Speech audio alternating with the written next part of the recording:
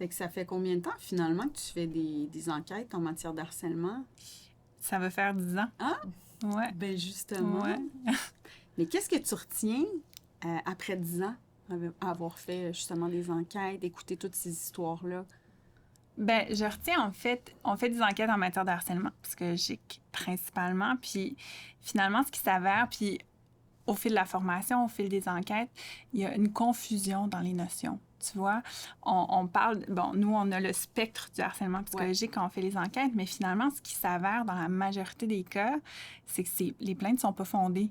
Finalement, on est devant d'autres dynamiques, des dynamiques qui sont aussi souffrantes, qui sont aussi préoccupantes, mais qui ne sont pas de l'ordre du harcèlement psychologique. Je pense à de l'incivilité ou du conflit. Puis, on se posait la question en équipe, c'est vraiment convergent aussi avec les statistiques des tribunaux, c'est-à-dire que c'est une minorité de plaintes qui s'avèrent fondées au fil des décisions qui sont rendues. Donc, c'est ce qui s'observe, c'est vraiment une confusion dans les notions. Puis, je sais pas ce que tu en penses, parce que toi aussi, tu en rencontres là, parfois des gens qui ont les prétentions de vivre du harcèlement psychologique. J'ai l'impression que c'est dû au fait, entre autres, qu'il y a eu une grande diffusion, une grande circulation de l'information par rapport au harcèlement psychologique. C'est entré en vigueur en 2004. Les dispositions, il y a eu des obligations. Donc là, les employeurs ont dû faire la diffusion, de la formation, de la sensibilisation, mettre en place des politiques.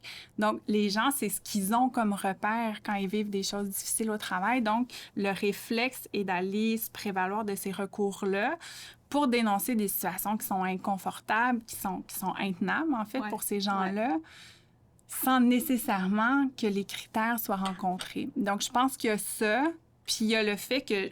Tu sauras renchérir, c'est beaucoup plus ton domaine, mais je pense que quand on vit une situation d'harcèlement psychologique, on a des perceptions, puis on a une souffrance qui nous amène à voir les choses de façon peut-être biaisée par rapport à ce qu'elles sont vraiment. Oui, certainement, certainement. Ben moi, c'est sûr que je retiens que, tu l'as dit tantôt, quand on vit quelque chose de difficile au travail, oui, ça va nous amener une souffrance à divers degrés. Puis le symptôme de ça, souvent, c'est qu'on va se mettre à y penser le soir. On va peut-être en parler à notre conjoint, notre conjointe. Ça va nous habiter de plus en plus.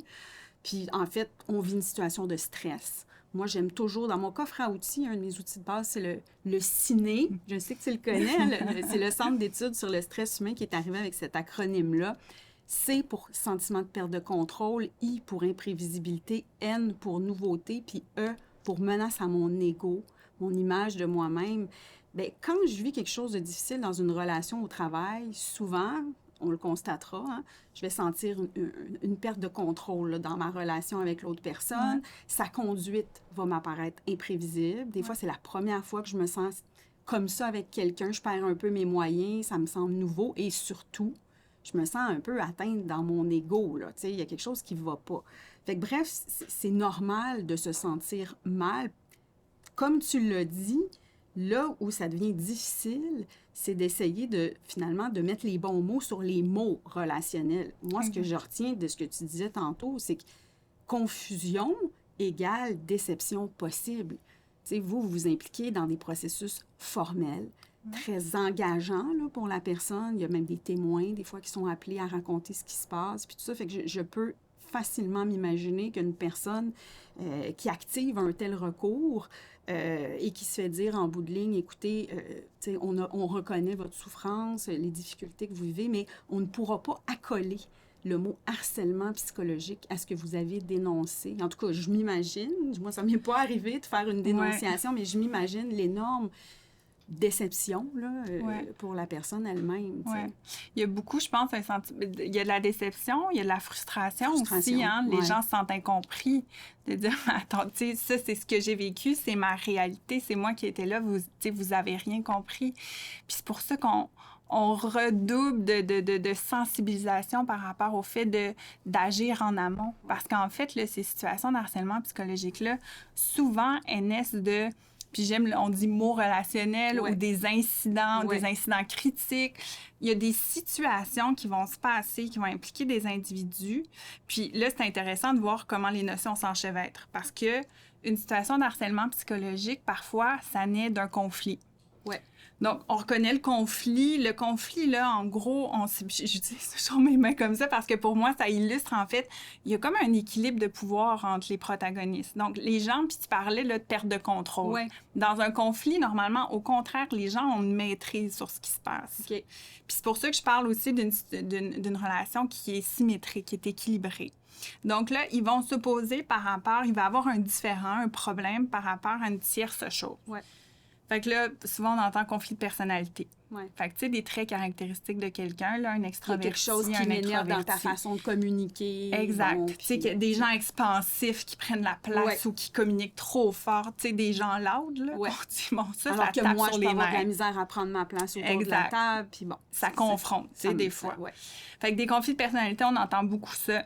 Mais dans la vraie vie, ce qui Ouais. s'observe, c'est des conflits, beaucoup de rôles et responsabilités. Donc, j'ai une tâche, tu as une tâche, on est peut-être interdépendantes dans notre travail.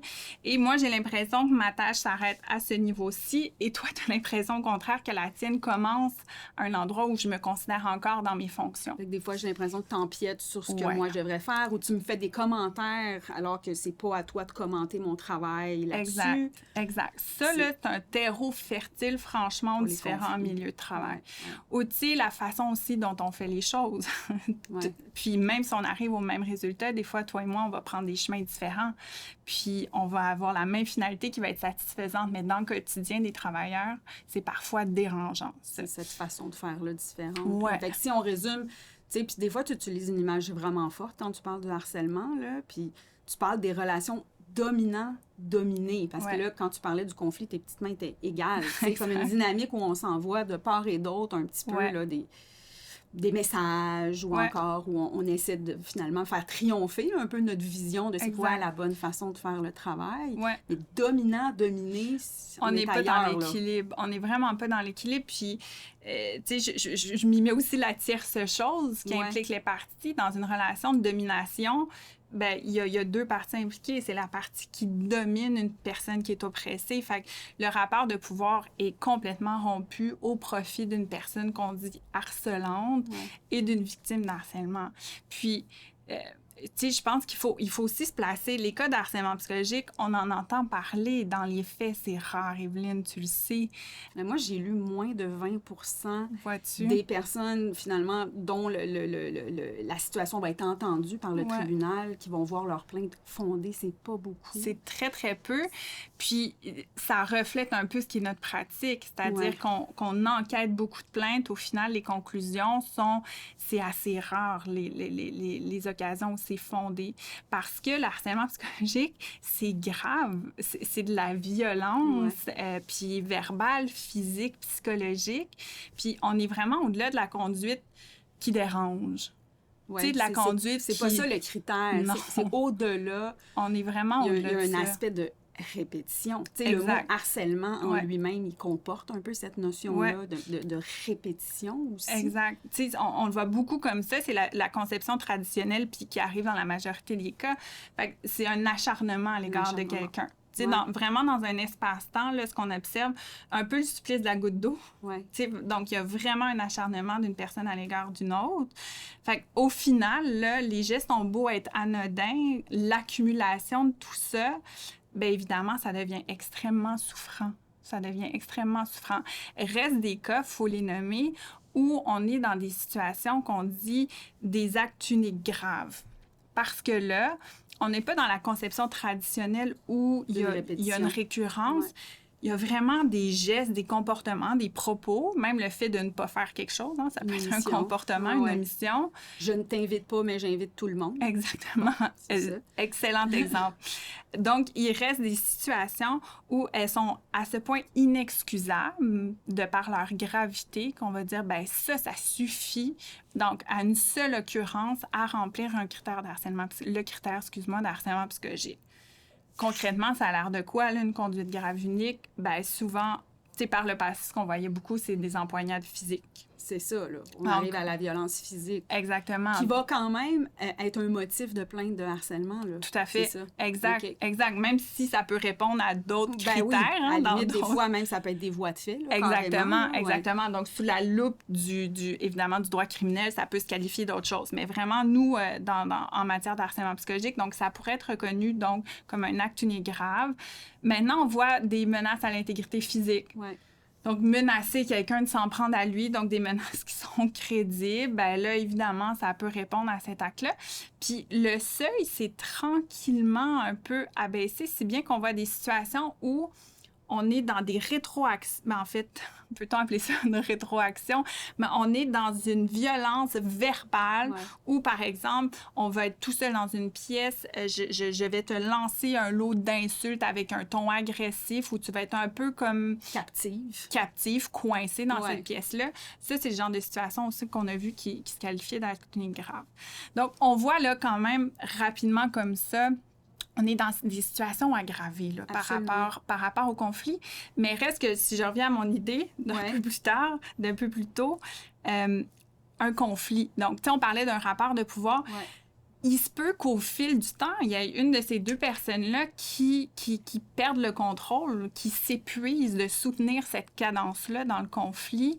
Et donc, la l'équilibre se brise. Exactement. J'ai comme plus de force un peu pour continuer le combat, là, en d'autres mots. Exact. Puis là, ben, je deviens finalement un peu victime de notre conflit et peut-être même des conduites de l'autre, donc peut-être même victime de harcèlement. Un conflit pourrait devenir une situation de harcèlement. Puis c'est la même chose pour l'incivilité, dont on reparlera, mais tu sais, qui est formée de conduites qui peuvent être très dérangeantes et qui, dans leur accumulation, en étant toujours ciblées sur la même personne, bien finalement, à un moment donné, on peut commencer à trouver que c'est plus de l'incivilité, là. On commence à parler de... Mais tu sais, techniquement, comment vous faites pour apprécier le niveau de gravité? C'est un peu de ça qu'on essaie de parler. Ouais. Ça reste subjectif. Souvent, les gens vont dire ça, c'est subjectif, tu sais. En fait, quand les gens nous le racontent, effectivement, c'est à travers leurs yeux, c'est leur récit, ils se sont appropriés. Donc, nos questions vont toujours dans le sens d'essayer d'objectiver les choses, d'un peu connaître, bon, comment ça s'est passé, connaître le contexte aussi. Parce qu'on ne peut pas se ranger à la seule perspective des personnes plaignantes. Sinon, en fait, on se retrouverait dans une société au Québec où toi, moi, Stéphanie, aurions 3 visions différentes de ce qu'est le harcèlement psychologique. Donc, on pourrait tous être victimes pour des motifs différents de situations d'harcèlement. Ce qui ne ferait pas de sens. On veut quand même qu'il y ait une norme qui prédomine au Québec. Exactement. Donc, il s'est créé un test c'est le droit crée toujours des abstractions. On l'appelle le test objectif-subjectif. Ah oui. Donc, tu comprends. Je comprends, mais je comprends pas. Donc, qui vise, en fait, vraiment à... qu'on se range pas juste derrière la perspective, la personne plaignante. De la personne qui dénonce. Exactement. Ouais. Et comme tu comprends mais comprends pas, je te propose de demander à ma collègue Stéphanie, qui est une très bonne vulgarisatrice, qui nous explique en fait concrètement ce qu'il en est. Oui, Noémie, tu as raison de dire que dans nos rétroactions, comme vous avez pu le mentionner tout à l'heure, souvent les personnes sont déçues parce qu'il est difficile pour tout un chacun de tracer parfois la limite entre ce qui est acceptable ou non, encore une fois, et évidemment à la lumière du droit. C'est pour ça qu'on va appliquer ce test, comme tu l'as bien décrit, objectif-subjectif, qui est celui de la personne raisonnable. Pour les raisons que tu as décrites, c'est que il faut comprendre que d'une personne à l'autre, on a tous notre personnalité, notre vécu, notre tempérament, ce qui peut nous amener à avoir des niveaux de tolérance différents face à différentes conduites. Donc, ça pourrait nous amener dans des situations où toi, Noémie, une conduite, tu pourrais la considérer comme étant extrêmement blessante ou agressante, alors que si je vivais la même chose, ben, je pourrais trouver ça relativement anodin.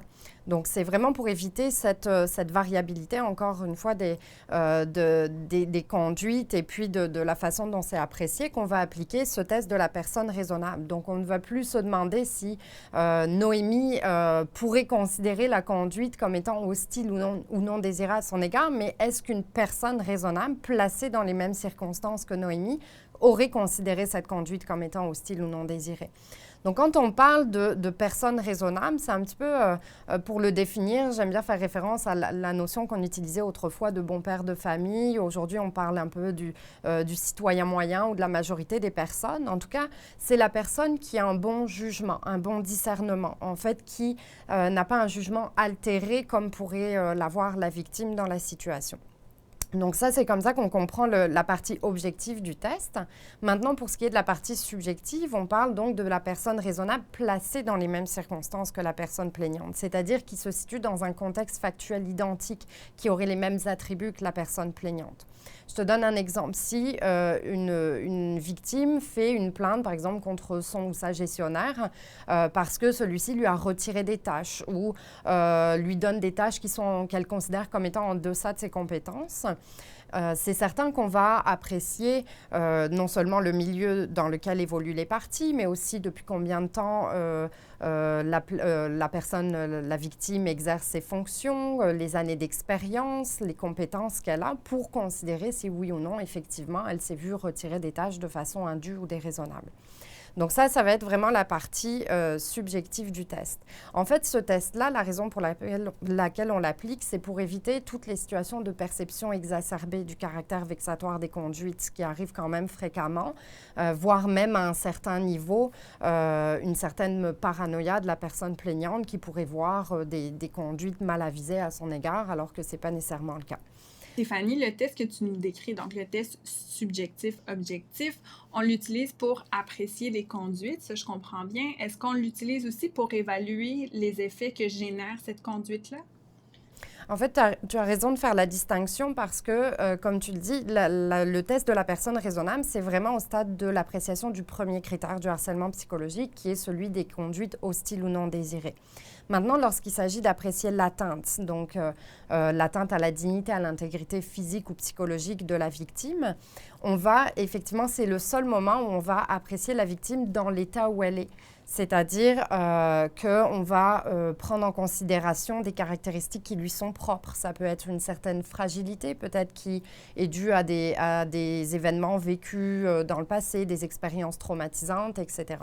Dans ce cas-là, effectivement, on va considérer ces attributs-là propres à la victime, ce qu'on ne ferait pas au moment de l'application du test de la personne raisonnable. Au niveau du harcèlement psychologique, on se rappelle que le but ultime de la loi, quand elle est entrée en vigueur, en fait, ces dispositions-là, c'était d'assurer un milieu de travail sain. Donc, inversement, quand il y a une situation avérée de harcèlement psychologique, l'environnement est devenu toxique. La personne n'est plus à l'aise d'y être. T'sais, ultimement, c'est des gens qui vont être partis du milieu de travail parce que le milieu est oppressant. Il y en a beaucoup, qui se plaignent, mais une fois qu'ils ont quitté. Malheureusement, oui, c'est ça la réalité, parce qu'ils ne se sentent pas capables, quand ils sont dans ces lieux-là, d'évoluer, d'atteindre leurs objectifs. Fait que finalement, la seule issue qu'ils voient à la situation, c'est vraiment de quitter le milieu.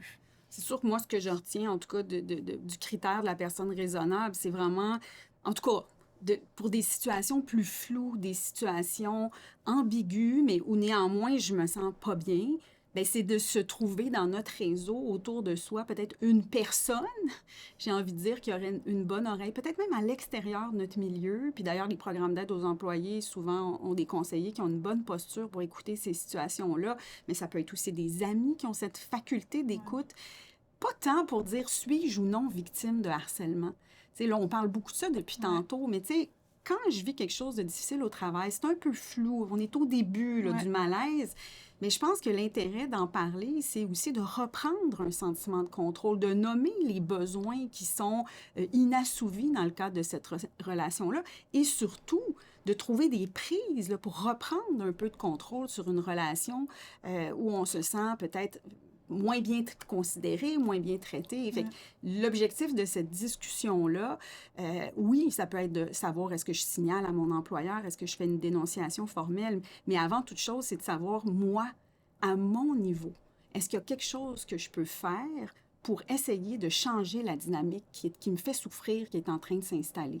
Oui, puis c'est vraiment un bon conseil parce que, tu sais, comme je le disais, il y a aussi de l'incivilité qui existe beaucoup en milieu de travail. Puis, malheureusement, on n'agit pas assez, je pense, souvent sur l'incivilité. On laisse passer. On banalise. Ouais.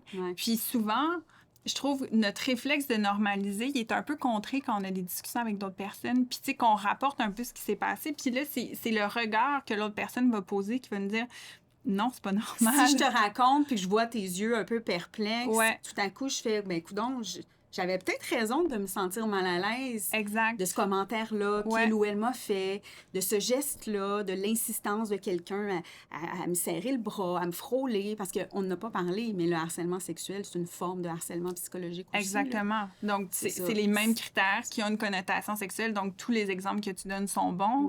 Ouais. Je rajouterais à ça, tu sais, même des questions indiscrètes. Ouais. Tu sais, des questions sur l'orientation sexuelle, sur les pratiques sexuelles, Ouais. des regards un peu concupiscents ou qui traduisent d'un intérêt, ou même des sollicitations renouvelées à aller se voir à l'extérieur du travail, tu sais. Les relations amoureuses en milieu de travail, on le sait, ça existe. Fait que c'est correct que ça se développe dans ce milieu-là. Après une ou deux fois, quand la personne te dit que ça ne On tente pas dirait de qu'on a prendre le comme café, 2 là, chances gros max, hein? Ouais. Quelque chose de ce genre-là. Je pense que c'est un bon C'est repère. ça. Après ça devrait arrêter, Ouais. tu sais. Donc, effectivement, donc, le harcèlement sexuel existe. On reprend les mêmes critères. Puis, je termine sur l'incivilité, tu sais. Oui, il y a parfois des situations graves d'incivilité. Fait que, tu sais, on imagine le coup de poing sur la table, un emportement.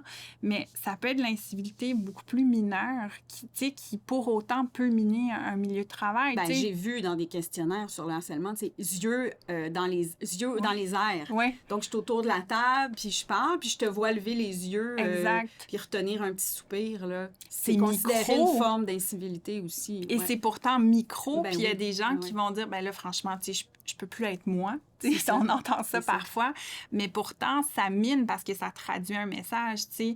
Donc, les roulements d'yeux, tu sais, se reculer dans sa chaise Ouais. quand quelqu'un parle pour un peu marquer une opposition, une résistance à quelque chose, puis ça peut être verbal ou physique. Donc, on voit, il y a ces différentes notions-là qui existent, puis on fait ce travail-là depuis 10 ans, puis c'est pas marqué au couteau, hein. Non. Tout ça s'entremêle et s'enchevêtre.